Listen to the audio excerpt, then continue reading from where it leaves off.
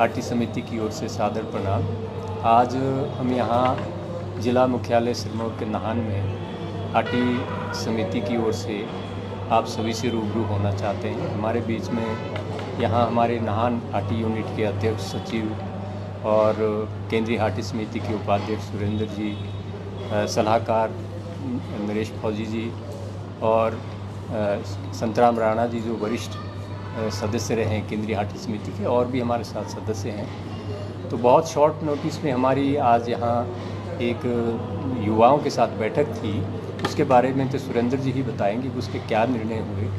कल जो हमारा हिमाचल प्रदेश के सचिवालय में कैबिनेट मिनिस्टरों के साथ जो बैठक हुई थी आरटी समिति की, उसमें आरटी समिति के सभी एरिया से रिप्रेजेंटेटिव शामिल थे और सभी विचारधारा के लोग उस डेलीगेशन में थे। और हमें भी बहुत अच्छा लगा कि भाई सरकार की ओर से ही हमें न्योता आया था कि सरकार बातचीत करना चाहती है। बातचीत हुई भी, बहुत अच्छे माहौल में बातचीत हुई। 2 कैबिनेट मंत्री उसमें थे, श्री जगत सिंह नेगी जी जो जनजातीय मंत्री है, रेवेन्यू डिपार्टमेंट भी उन्हीं के पास है, बागवानी विभाग भी उन्हीं के पास है, और हमारे सिरमौर से जो एकमात्र मंत्री है हर्षवर्धन चौहान जी, उद्योग मंत्री, वो भी उस बैठक में थे। और जो ट्राइबल डिपार्टमेंट के प्रिंसिपल सेक्रेटरी है वो भी उसमें शामिल थे, संबंधित अधिकारी लोग। बहुत अच्छे वातावरण में बैठक की चर्चा भी हुई, शुरुआत भी हुई। हमारा एक ही एजेंडा था आरटी समिति की ओर से कि जो ये 4 अगस्त को जनजाति दर्जे की अधिसूचना जारी हुई है आरटी समुदाय के लिए, उसको लागू करें। सरकार उसको लागू क्यों नहीं कर रही है? 4 अगस्त के बाद का मतलब है कि आज 4 महीने पूरे होने जा रहे हैं। तो आज भी हम लोग इसी उत्सुकता में कि कब लागू हो, कब लागू हो। हमारे बच्चों को कोर्ट का सहारा लेके प्रोविजनल सर्टिफिकेट लेने पड़ रहे हैं। तो सारे बच्चे हमारे कोर्ट तो नहीं जा सकते, लेकिन जब कोर्ट ने भी ये डिसीज़न दे दिया है कि यहाँ के बच्चों को सर्टिफिकेट इशू होने चाहिए, तो हम प्रोविजनल के चक्कर में क्यों पड़े? हम तो परमानेंट सर्टिफिकेट चाहते हैं। और ये प्रश्न हमने वहाँ अधिकारियों से भी पूछा कि क्या ऐसा कोई प्रावधान है कानूनन कि भाई अगर कोई क्लैरिफिकेशन कोई लेना चाह रही है सरकार, वो नहीं आ रही है और लागू नहीं कर पा रही है सरकार, तो क्या ऐसा कोई कानूनन प्रावधान है? तो अधिकारी ने स्पष्ट रूप से कहा कि नहीं, ऐसा कोई कानूनन अधिकार है नहीं। तो हमारा इसी बात पे जोर था कि हम इस बात को सुनने के लिए यहाँ नहीं आए हैं कि वहाँ से क्लैरिफिकेशन के लिए लिखा है, 4 महीने के बाद क्लैरिफिकेशन नहीं आई, आ भी जाएगी तो क्या पता फिर अगला पत्र चला जाएगा केंद्र सरकार को। तो इस भरोसे तो हम नहीं रह सकते। तो हमने सीधे सीधे सरकार को आग्रह किया था कि ये अब बहानेबाजी अब हम सुनेंगे नहीं, और ना हमारे लोग इस चीज़ को अब सहन करेंगे। तो इसको लागू करना चाहते हैं हम कि हम सरकार से सिर्फ आश्वासन चाहते हैं कि 7 दिन के अंदर अंदर ये लागू हो। अगर लागू नहीं होता तो हमारे पास एकमात्र विकल्प है आंदोलन का। हमारे युवा अब सब्र नहीं कर सकते। अब इतना सब्र ना हमारे में है, युवाओं में तो कोई, हमने आज तक भी बहुत मुश्किल से रोका था। कल भी हमारे कुछ युवाओं ने वहाँ चंडीगढ़ में जो वहाँ पंजाब विश्वविद्यालय में पढ़ते हैं, उन्होंने वहाँ धरना प्रदर्शन किया। और आज भी यहाँ नाहन में युवाओं ने कुछ निर्णय लिया है, और सुरेंद्र जी आपको बताएंगे। तो ये तो हमारा सरकार के लिए आग्रह था कल तक। तो अब जी हजूरी का समय तो अब बीत चुका है। अब ये बहाना नहीं चलेगा कि एक तरफ हम कोर्ट में लड़ें, दूसरी तरफ कई समुदाय हमारे खिलाफ खड़े किए जा रहे हैं। तो ये तो अब चलेगा नहीं। जब आधिकारिक रूप से, संवैधानिक रूप से हमें अधिकार मिल गया है केंद्र सरकार की ओर से, तो इसे लागू करना, एक तरफ मंत्री भी और अधिकारी भी ये बोलते हैं कि नहीं, हम इसमें 1 कॉमा तक भी आगे पीछे नहीं कर सकते, इसको हम रोक नहीं सकते। अगर रोक नहीं सकते तो लटकाने का क्या मतलब है? तो इस पे हमारा आक्रोश सरकार के प्रति है। जो हमें ऐसा लगा कि सरकार मन से इसको लागू नहीं करना चाहती, और विशेष रूप से हम सीधा सीधा आरोप लगाते हैं जो यहाँ से हमारे स्थानीय जनप्रतिनिधि हैं, वो कैबिनेट में मंत्री भी हैं, क्योंकि अब इतना लंबा समय होने के बाद भी अगर ये चीज़ें चलती रही कि स्पष्टीकरण आएगा फिर सरकार लागू करेगी, ये तो अब नहीं चलेगा। तो इसलिए हमारा स्पष्ट रूप से कहना है, अपने लोगों से भी आग्रह है कि अब हमारे को हाटी मुद्दे के नाते सारी राजनीतिक विचारधारा को किनारे रखते हुए एक मंच पे एक आवाज़ के साथ खड़ा होना पड़ेगा। ये शुरुआत कल चंडीगढ़ से हो गई है और अगला चरण नाहन से शुरू होने वाला है। अगली बात सुरेंद्र जी। धन्यवाद शास्त्री जी। सबसे पहले तो पत्रकार बंधुओं का मैं यहाँ पधारने पर, इतने शॉर्ट नोटिस पे पधारने पर आपका आभार प्रकट करता हूँ, आपका धन्यवाद करता हूँ। आपका सहयोग हमारे को बहुत पहले से मिलता आ रहा है, जब से हमारा ये संघर्ष चलता आ रहा है। आप सब लोगों को विदित है, शास्त्री जी ने जिस प्रकार से बताया, 1967 का सफ़र 4 अगस्त 2023 को हमने पार किया। 56 साल लगे हमारे को इसको पूरा करने के लिए। और आज हिमाचल प्रदेश सरकार, जबकि सेंट्रल गवर्नमेंट से ये कानून बन के आ चुका है, कल जिस प्रकार से बात हुई पूरी डिटेल में, हमने लास्ट तक यही सोचा था कि बस ठीक है, अब तो कोई दिक्कत नहीं आनी चाहिए। जैसे हमारे जो प्रिंसिपल सेक्रेटरी थे, उन्होंने सारी ब्रीफिंग वहाँ पे कर दी कि इसमें कोई भी इफ बट हम नहीं कर सकते, ये जो आया है उस तरह से हैं। लेकिन हमारे को कुछ समस्याएं हैं, हमारे जो कुछ विरोधी समझ लो है, तो हम तो उनको सहयोगी ही मानते हैं, क्योंकि हमने तो वहाँ पे भी यही बोला कि भाई आप जिसको जो बेनिफिट देना चाहते हो आप दीजिए। आप ओबीसी वालों को 1 के बदले 2 दे दो, 3 दे दो, 4 दे दो, जितने इनके बनते हैं उतने इनको बेनिफिट दे दीजिए। एससी वालों को जो बेनिफिट आप दे सकते हैं वो आप दे दीजिए। हमारे को कोई किसी से ऐतराज़ नहीं है। हमारे समाज ने बड़ा संयम तरीके से वहाँ पे काम किया। लेकिन हम सिर्फ ये मांग करते हैं कि हमारे बच्चों के साथ खिलवाड़ ना किया जाए। उनको जो सर्टिफिकेट है वो इशू होना चाहिए। हमारी सिर्फ इतनी डिमांड थी। लास्ट में कुछ हमारे जो शेड्यूल कास्ट समाज के लोग थे, उन्होंने बीच में वो करना शुरू कर दिया कि एट्रोसिटी नहीं हटना चाहिए, ये नहीं हटना चाहिए, वो नहीं हटना चाहिए। ओंकार शर्मा जी, जिन्होंने इसको सारी चीज़ स्टडी की, आज हमारे प्रिंसिपल सेक्रेटरी है, उन्होंने स्पष्ट बोल दिया कि कानून को जैसे आया है वैसे ही लागू कर सकते हैं। उसमें हम कोई चेंज ना इसमें कभी हो सकता है और ना किसी को ड्यूअल बेनिफिट मिल सकता है। ये भी उन्होंने बात सारी क्लियर कर दी। आज तक नहीं मिला है एक्सेप्ट किन्नौर। उन्होंने बात की है क्योंकि ट्राइबल मिनिस्टर किन्नौर से हैं। उनको बोला कि भाई एक किन्नौर को छोड़ के बाकी भारतवर्ष के किसी भी कोने में ड्यूअल बेनिफिट का प्रोविज़न इसमें नहीं रहता है। अब इन सब चीज़ों को देखते हुए हमारे पास विकल्प कुछ नहीं बता है। आप सब लोगों के सामने सारी बातें हैं। 56 साल से लेकर आप देखते आ रहे हैं। क्या आपने कभी देखा कि हाटी समुदाय के लोग, उन्होंने कभी किसी प्रकार का उग्र प्रदर्शन किया? क्या आपने कभी देखा कि उन्होंने कभी रास्ता रोका, कोई तोड़ फोड़ की या कहीं पे इस प्रकार का प्रदर्शन किया? कभी नहीं। शांतिपूर्ण तरीके से चले हुए थे। 56 साल हो गए। 56 साल के बाद अब जब फल पेड़ पे लग के पक चुका है, उसको तोड़ने की बारी आ रही है, तो अब सरकार उसको तोड़ने के लिए मना कर रही है कि भाई हम नहीं देना चाहते। तो आप बताइए कि हमारे पास और क्या विकल्प बचता है? हम मजबूर हो चुके हैं। हमारा कैरियर तो दांव पे लगा ही था। हम तो इसका बेनिफिट ले ही नहीं पाए, पर हमारी आने वाली जनरेशन, जो अब ये जो बच्चे बैठे हुए हैं, ये ओवर एज होने वाले हैं, ये भी बेनिफिट नहीं ले पा रहे हैं। तो इसके अलावा हमने डिसीजन ये लिया, हालांकि कल जैसे शास्त्री जी ने बताया कि चंडीगढ़ से हमने शुरुआत कर दी है। दूसरी बारी हमारी नाहन की आती है। आज इसी के लिए बैठक की गई थी। 5 तारीख को हमारा यहाँ पे धरना प्रदर्शन होगा। 5 तारीख की डेट हमने तय की है। अभी परसों 5 दिसंबर हमारे जो नौजवान लड़के हैं, इन्होंने बोल दिया है अब किसी भी प्रकार से कोई समझौता नहीं होगा। अगर सरकार ये चाहती है तो हम इसी प्रकार से चलते हैं। जबकि हर एक व्यक्ति ने, आपको सारा पता है, आप सब लोग जानते हैं, आप तो इंटरव्यू लेते हैं मंत्रियों के लेते हैं, आप सेक्रेटरी के भी ले सकते हैं, औरों के भी ले सकते हैं, टेलीफोनिकली भी पूछ सकते हैं, आपको कोई मना नहीं कर सकता। आप पूछ लो अगर हमने कभी किसी प्रकार की कोई बात वहाँ पे की होगी।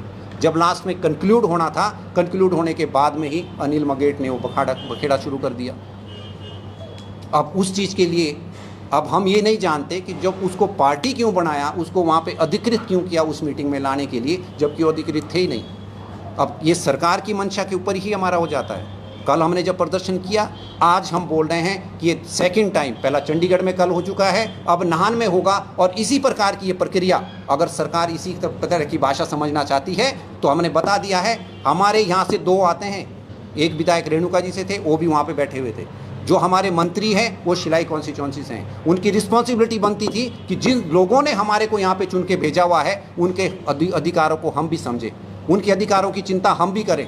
लेकिन नहीं, पिछले अगर आप टेन्योर देखेंगे, 7 साल उनके पिताजी रहे हैं और 6 बार ये विधायक बन के यहाँ से गए हुए हैं। किसने बनाया? हम लोगों ने।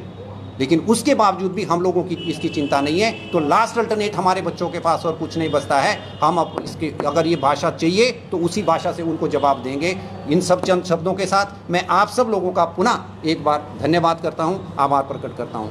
और मैं चाहता हूँ कर्नल नरेश जी कुछ बोले। मैं सिर्फ 2 पॉइंट बोलना चाहता हूँ। कल हमें ये महसूस हुआ है कि सरकार की मंशा, जो सरकार बार बार कह रही है कि हम तो बहुत सीरियस है जी, कीन इंटरेस्टेड टू डू इट, वो नहीं लग रही थी।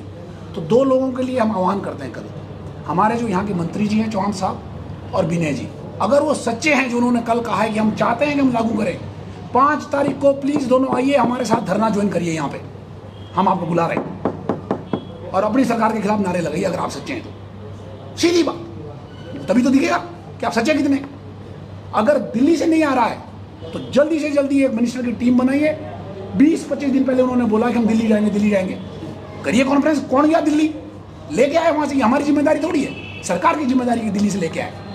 बाकी हमारे पास क्या विकल्प पड़ता है। ट्राइबल मिनिस्टर के बारे में हमारे दोनों प्रबुद्ध जिन्होंने नहीं बोला है, वो कल की जो बैठक थी उनकी चेयरमैनशिप में थी, नेगी जी की चेयरमैनशिप में, उन्होंने फाइनल कॉल लेनी है, ट्राइबल मिनिस्ट्री उनके हाथ में है।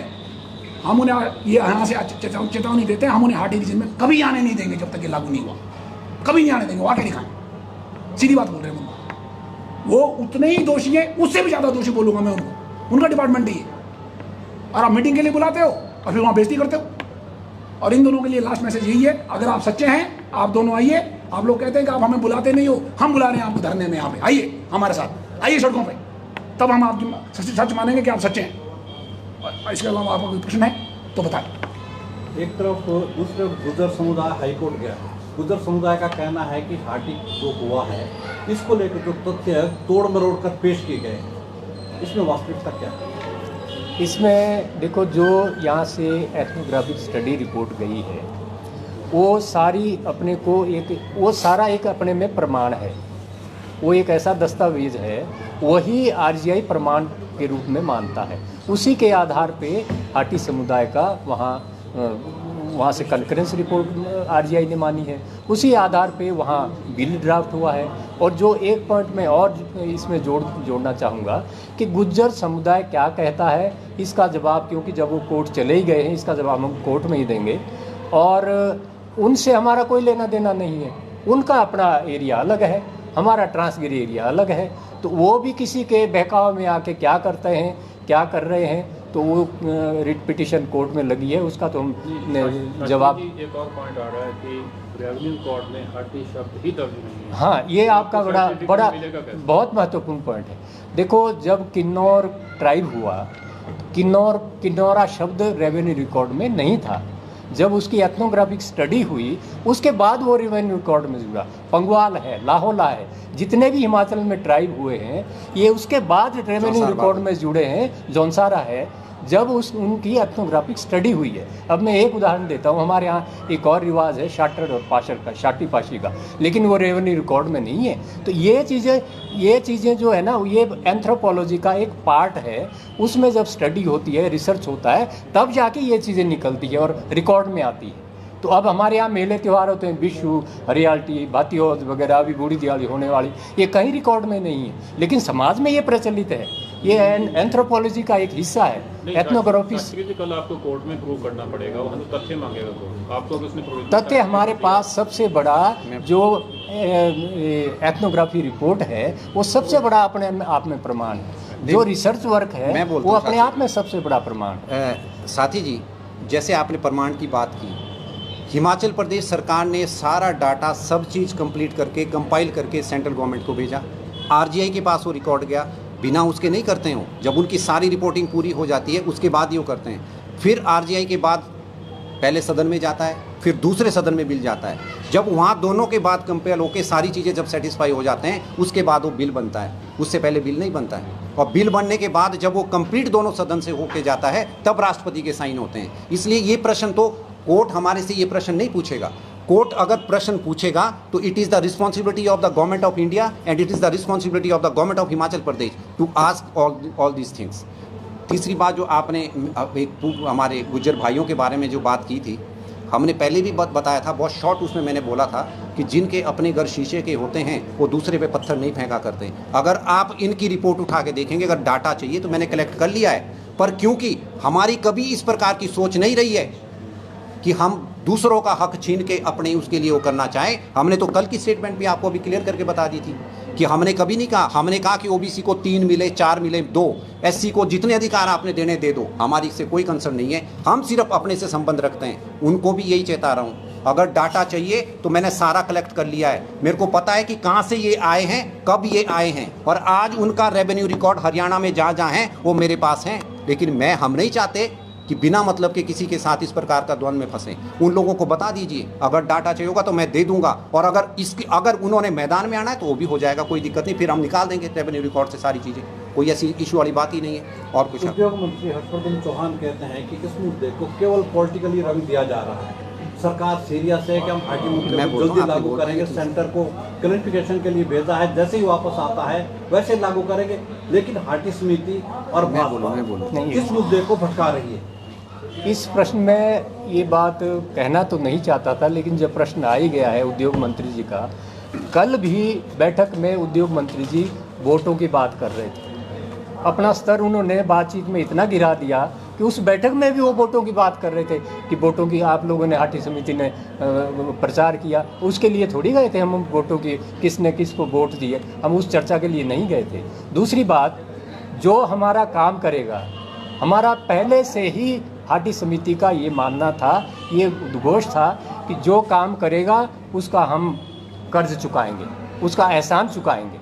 जो हमारी, जिसने कांग्रेस में भी ऐसे स्वर्गीय वीरभद्र जी रहे, उन्होंने हम 2016 में उन्होंने तो यहाँ से रिपोर्ट भेजी थी। पंडित सुखराम जी ने हमारा बहुत काम किया, चंद्र शर्मा जी ने बहुत काम किया। हम सब का गुणगान करते हैं जिन्होंने हमारा, और रिकॉर्ड है हमारे पास, ऐसे फोकट में नहीं हम गुणगान करते। लोकसभा चुनाव में क्या भूमिका रहेगी जैसी स्थिति आज है? देखो, बहुत एकदम हम लोकसभा चुनाव की हम इसलिए नहीं बात करते कि अभी हमारा ये ऑप्शन खुला है कि लोकसभा चुनाव के ऊपर हमें अभी ज़्यादा फोकस इसलिए नहीं किया। हमारा फोकस है लागू करने।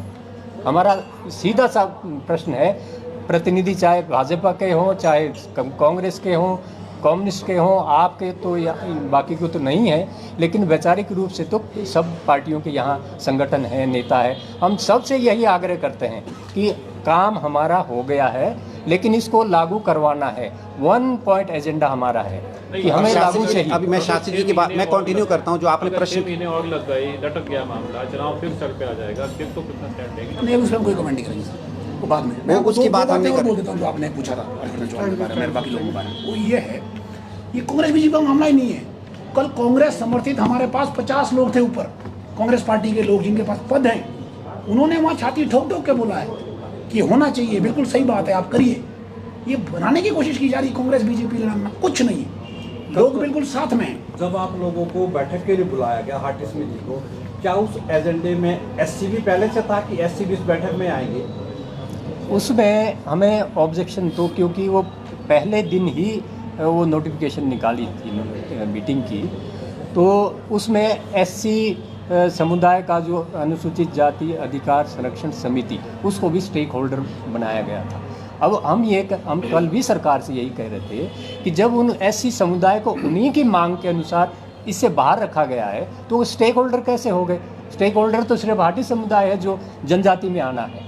तो हमारी कल भी इस बात पे ऑब्जेक्शन था, और हमारे लोगों को गुस्सा भी था इस बात का, वे एससी समुदाय को तो उन्हीं की मांग के अनुसार बाहर रखा गया है। ओबीसी का पक्ष अलग से सुना जाना चाहिए कि उनकी बात अगर संभव हो उनके अधिकार की, तो वो भी सरकार सुने, जितना संभव हो उनको उनके अधिकार मिले। लेकिन जो ओबीसी समाज है वो एसटी में तो हमारे साथ है, उसमें तो उनका कोई एतराज़ ही नहीं।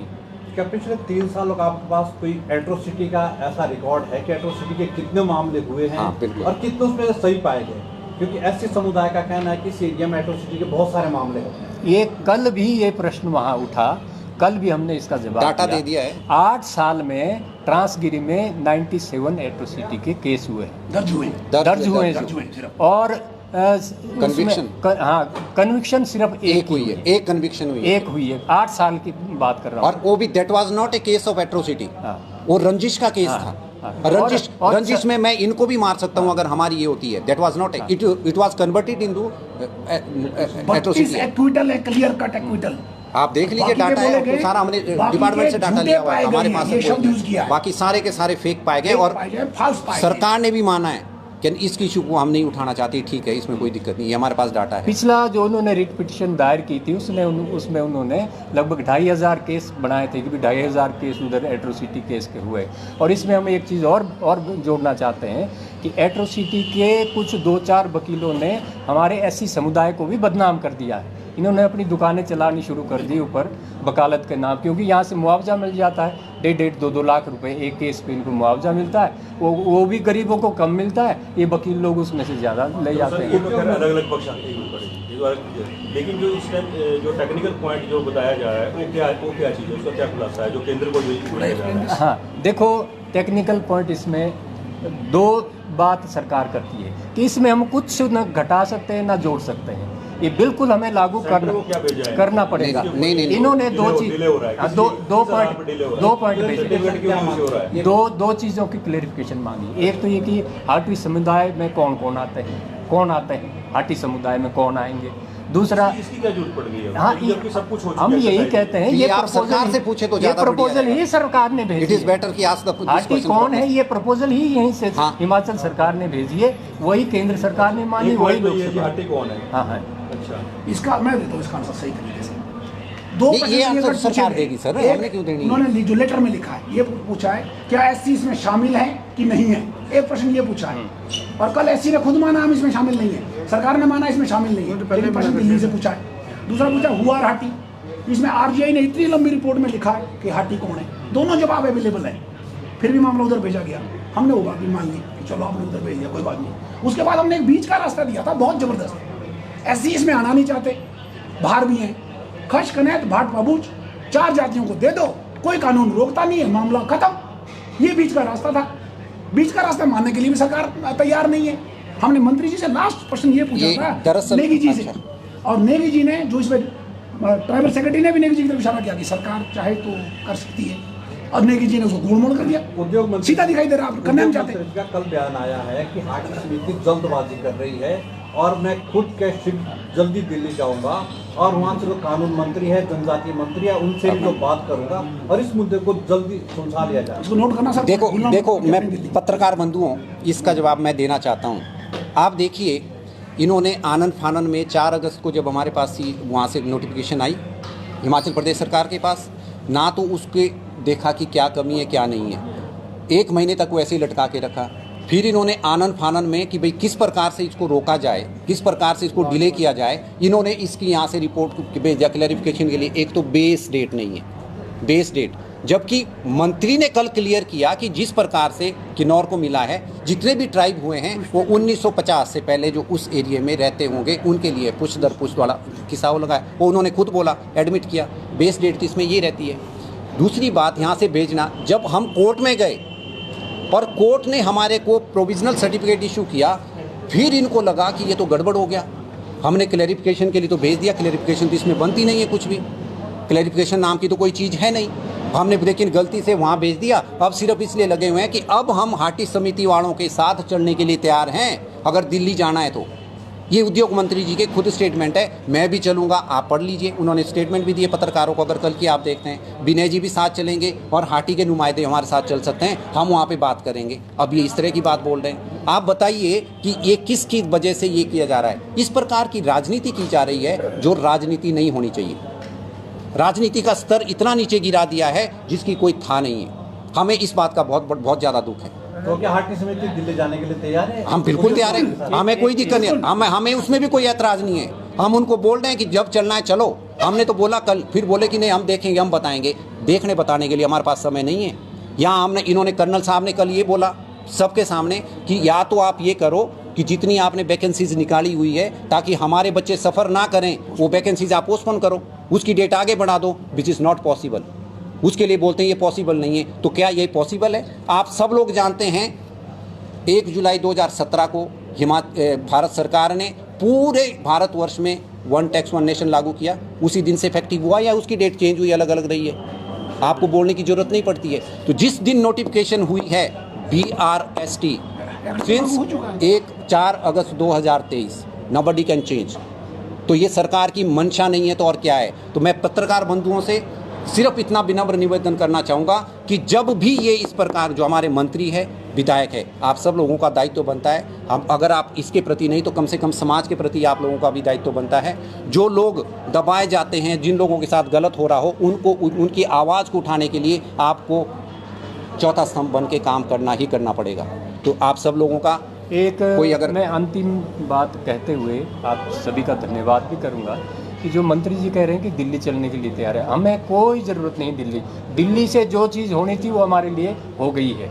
अब तो हम सिर्फ इस बात पे फोकस कर रहे हैं कि सरकार प्यार से, नाराज़गी से, जैसे भी मर्जी इसको लागू करे। और ये प्रोविजनल सर्टिफिकेट, ये चीज़ें जो हमें मजबूरी में कोर्ट से लेना पड़ा, ये रास्ता हमारा नहीं है। हमारा तो रास्ता सिर्फ स्पष्ट वन पॉइंट एजेंडा है कि ये लागू करते हुए हम देखना चाहते हैं। सरकार जितना लेट करेगी उतना लोगों में आक्रोश फैलेगा। और इन नौजवानों का आक्रोश सरकार के प्रति नहीं है, हमारे प्रति भी है, जो हाटी समिति के हम पदाधिकारी हैं। इनका रोष है कि आप लोग एजिटेट कब होंगे। तो ये हमारा आखिर में संदेश है सरकार के लिए भी कि कृपया हमारे सब्र की परीक्षा मत लें। बहुत हो गया है, 4 महीने का समय कम नहीं होता। इसको तुरंत किसी बहाने के, बिना लाग लपेट के इसको लागू करें। आप सभी का भी बहुत बहुत धन्यवाद पत्रकार बंधुओं का।